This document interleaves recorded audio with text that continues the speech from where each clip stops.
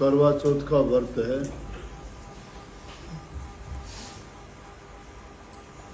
वो माता बहन जिनकी शादी हो चुकी है वो ये व्रत रखती हैं।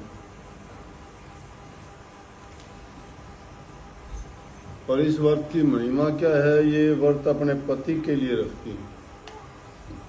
पति की लंबी आयु हो, रोग बीमारी तकलीफ ना हो, स्वास्थ्य अच्छा रहे और उनका सुहाग जब तक जीवन है तब तक बना रहे।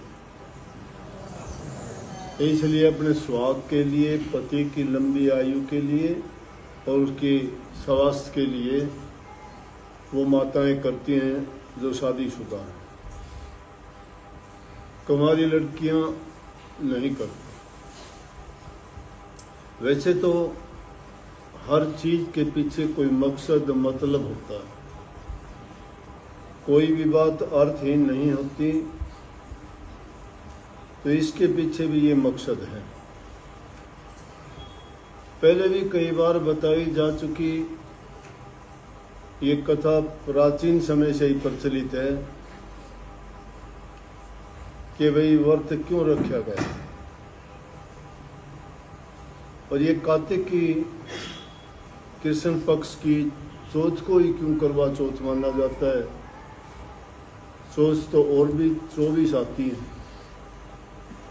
लेकिन इसको इतना महत्व क्यों दिया गया? कहते हैं किसी जमाने में राजा के कहो या एक सेठ साहूकार के कहो या कोई भी एक व्यक्ति था जिसके 7 लड़के थे, लड़की एक थी। तो ये व्रत रखने की परंपरा आदिकाल से चली आ रही है। वैसे तो व्रत रखना बहुत अच्छा है, कोई भी रख सकता है। व्रत रखने से क्या होगा कि एक दिन हमारे शरीर की पाचन क्रिया को विश्राम मिल जाता है। नहीं तो ये रोजाना काम करती है ना, खाते रहते हैं, तो मशीन को कभी आराम नहीं मिलता। अगर हम व्रत महीने में एक आध रख लें, साल में 5-7 रखें, तो वो अच्छे हैं कि हमारी जो अंदर मशीनरी है, डाइजेस्टिव सिस्टम है, जो हमारा हाजमा करता है, हमारे लीवर, फेफड़े, हार्ट, उनको सबको थोड़ा विश्राम मिल जाता है। नहीं तो ज़्यादा उनके ऊपर जब लोड पड़ता है तो उनको भी ज़्यादा काम करना पड़ता है। तो उससे तंदुरुस्ती, आरोग्यता और ये चीज़ें प्राप्त होती हैं। तो क्या किया कि इस चौथ को लड़कियां ज़्यादा व्रत रखती हैं। लड़की की भी शादी हो चुकी थी, उसकी भाभियों ने जब चौथ का व्रत रखा तो उसने भी व्रत रख लिया लड़की ने। अब बहन एक और भाई 7 हों। बहन भाई का प्यार तो आप सुनते हो कि अब तो जमाना थोड़ा बदल गया। अब तो इसे कलयुग में मनमुटाव हो जाते हैं भाई बहन के। नहीं, भाई बहन का प्यार इतना था कि एक दूसरे के बिना वो जीना भी पसंद नहीं करते। भाई अपनी बहन के लिए सब कुछ कर सकता था। इस चीज़ का गवाह भी है, रावण ने भी अपनी बहन के लिए रामचंद्र जी से पंगा ले लिया और पूरा का पूरा अपना राक्षस समाज का विनाश करवा लिया, लंका को खत्म करवा दिया अपनी बहन के। क्योंकि उसकी बहन की नाक काटी गई थी ना। वैसे तो शायद कोई ना कोई आप सुलझेड़ा हो जाता, लेकिन इसी बात के कारण अगर वो नाक नहीं काटता तो रावण माता सीता को नहीं ले जाता। और इसीलिए उसने उसे बदला लेने के लिए ये कहानी शुरू हुई। तो भाई बहन के प्यार के कारण ऐसा हुआ। इसी तरह वो बहन अपने भाइयों की बहुत प्यारी थी, व्रत रख लिया। अब व्रत ऐसा है ये कि कहते हैं इसमें जब तक चांद नहीं निकलता रात को तब तक कुछ खाते नहीं। अगर नहीं, जो रोजाना खाता है अगर नहीं खाएगा, थोड़े टाइम पानी ना पियो तो मुरझा जाओगे। तो पूरा दिन नहीं खाया, उससे अपनी बहन की हालत नहीं देखी। उन्होंने अपनी बहन से कहा कि खाना खा ले। बोली कि नहीं, मैं खाना नहीं खाऊंगी, आज मैंने व्रत रखा है। उन्होंने सोचा कि चांद तो देर से निकलेगा और हमसे भूखी नहीं देखी जाती, हम कैसे खाना खाएं बहन जब नहीं खाएगी। उन्होंने दूर जाके कहीं पहाड़ी पर और एक छलनी लेके जिससे आटा छानते हैं और उसके पीछे से एक दिया जला दिया और प्रकाश करके कहने लगे, देख बहन वो चंद्रमा निकला है, अब तू खाना खा ले। वो जब खाना खाने लगी अपनी भाभीयों से भी कहने लगी कि आओ चंद्रमा निकल आया, उसको अर्घ दे के हम भी खाना खाते। बोले कि हमारा चंद्रमा नहीं निकला, तेरा निकला है, तू खा ले। कि उनको पता था कि धोखा है। तो उनके भाइयों ने प्यार से उसको खाना खिला दिया। अब व्रत टूट गया उसका।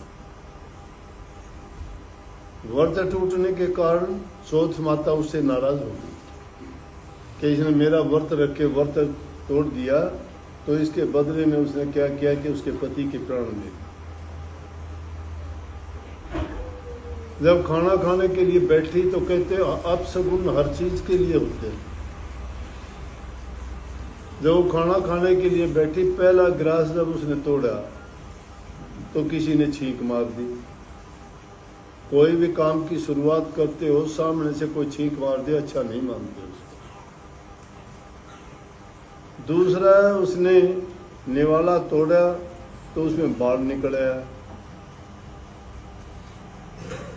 उसकी माँ भी सोचने लगी, वो भी बोली कि ये तो अपशगुन है, अच्छी बात नहीं है, खाने में बाढ़ निकलना बहुत बुरी बात है, अच्छी बात नहीं होती।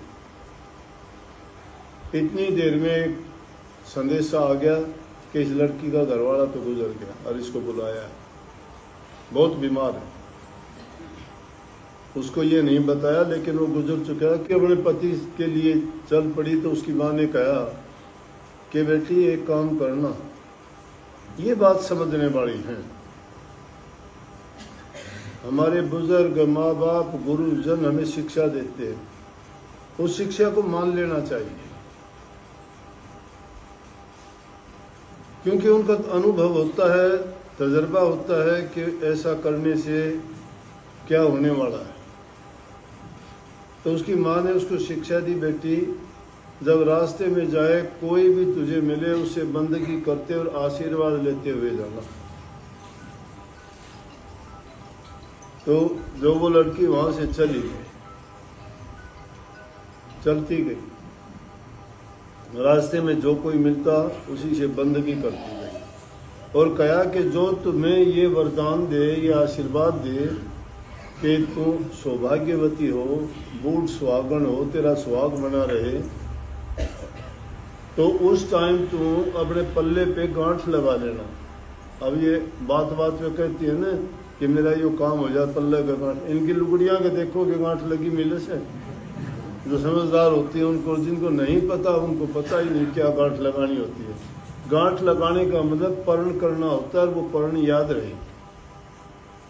इसलिए हमेशा बुजुर्गों से, बड़ों से, साधु महात्माओं से, संतों से, फकीरों से जो भी तुम्हें मिलता है, जिससे भी मीठे बोलते हो, आशीर्वाद लेते हो, तो वह आशीर्वाद फलीभूत होता है।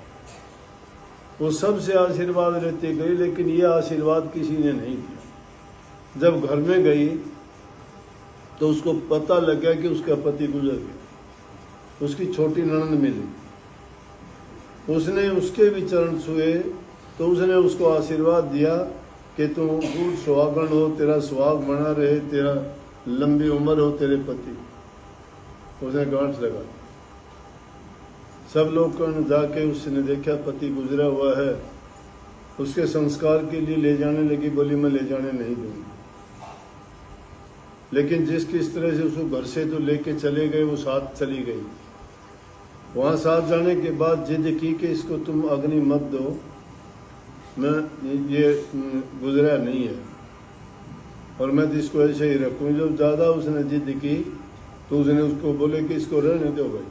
वहीं शमशान घाट में उसकी एक झोपड़ी बना दी और झोपड़ी बना के उसमें वो रहने लगी। मुर्दा था वो अपने पास रख लिया। उसको रोजाना सफाई करती, नहाती धुलाती। उसकी ननद वहीं उसका कुछ खाना दे जाती उस झोपड़े में ही, और वो बस इसी भजन में लगी रहती कि मालिक मेरे ऊपर कृपा करो, दया करो।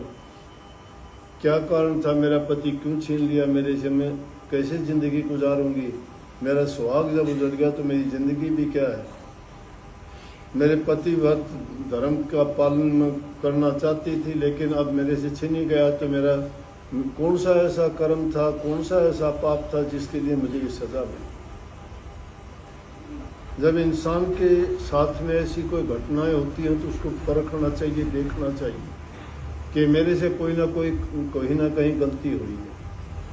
लेकिन इस दौरान में वो क्या करती रही, जो भी महीने में चौथ आती हर चौथ का व्रत रखती रही, और जो भी चौथ माता उस दिन आती वो सब की सब उसमें उसको कह के जाती कि भाई करवा दे, करवा चौथ करते हैं ना, करवा बोलते हैं इसको कि करवा दे, सुखी रहो बोले। लेकिन ये किसी ने उसको आशीर्वाद नहीं दिया तेरा पति जिंदा हो जाए। वो सबसे मांगती रही, सबसे प्रार्थना करती रही। हर महीने चौथ आती, वो व्रत रखती, गुजर जाता। आखिर में ये अब कौन सा महीना है, कार्तिक से पहले आसोज की चौथ जब आई, बोला कि आसोज की चौथ आएगी ना वो तुझे बताएगी। आसोज की चौथ बोली कि तेरा पति कार्तिक की चौथ को ही गुजरा था और वही कार्तिक की चौथ तेरे से खुश होगी, वही तेरे पति को जिंदा कर सकती है। करते करते 12 महीने पूरे हो गए। जब 12 महीने पूरे हो गए, कार्तिक की चौथ आई, उसने व्रत रखा तो चौथ माता प्रकट हुई। उसने उसके चरण छुए और चरण छू के उससे कहा कि माता ये मेरे साथ क्यों हुआ। तो उसने उसको बताया कि भाई तूने जो सब व्रत तोड़ दिया था न, बोले कि मुझे नहीं पता, कैसे भी करो कुछ भी करो मेरा पति जिंदा कर। उसने उससे पर्ण ले लिया तो चौथ माता ने उसके पति को क्या किया, सुहागन बनाने के लिए अपनी आँख से तो काजल लेके किस पे लगाया, ये क्या है, सकोरे पे लगाया। मेहंदी अपने नाखून में से लगाई, नेल पॉलिश लगाई, मेहंदी लगाई, नेल पॉलिश लगाई, सिंदूर अपनी मांग का लगाया और करवा उसको दिया। और करवा दे के उस करवे में वो सब का पानी मिला के उसे छींटा दिया, उसके पति को जिंदा हो गया। जब वो जिंदा हो गया तो उसने कहा कि धन्य माता, तूने मेरे सारे पाप दुखों को मिट दिया, बड़ा आशीर्वाद दिया, मेरा पति जिंदा कर दिया कि जिस प्रकार से तूने मेरे दुखों को हरा है, मेरा सुहाग वापस लौटाया है, इसी तरह जो भी आपका व्रत रखे और उसके व्रत के नियम पूरे करे। ये नहीं कि झूठ माट का व्रत रख लिया, छिप के खाना खा लिया।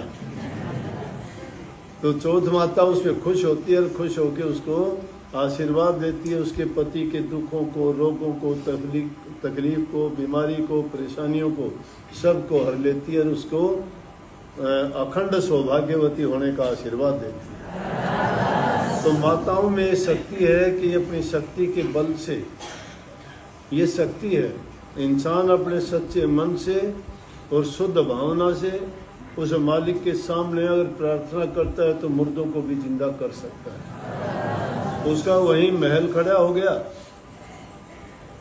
देखते ही देखते, और उस महल में वो रहने लगे। उनके घर वालों को जाके उसकी जो ननद थी छोटी, वो आया करती, उसने देखा महल खड़ा है, उसने घर जाके बताया कि भाभी का तो भाई भी जिंदा हो गया, उसका तो महल हो गया, जाके देखो। सब ने वहाँ जाके देखा तो सबके सब हैरान हो गए। तो उस टाइम से सब ने इस कार्तिक की कृष्ण पक्ष की चौथ को चौथ माता का व्रत रखना शुरू कर दिया। तो आप सब भी सब सुहागनों को आज के दिन ये आशीर्वाद है कि जिसने व्रत रखा है तो भी ना रखा है तो भी चौथ माता आप सबको शांति दे, आपके पतियों की लंबी उम्र करे, सदा सुहागन रहो, सुखी रहो।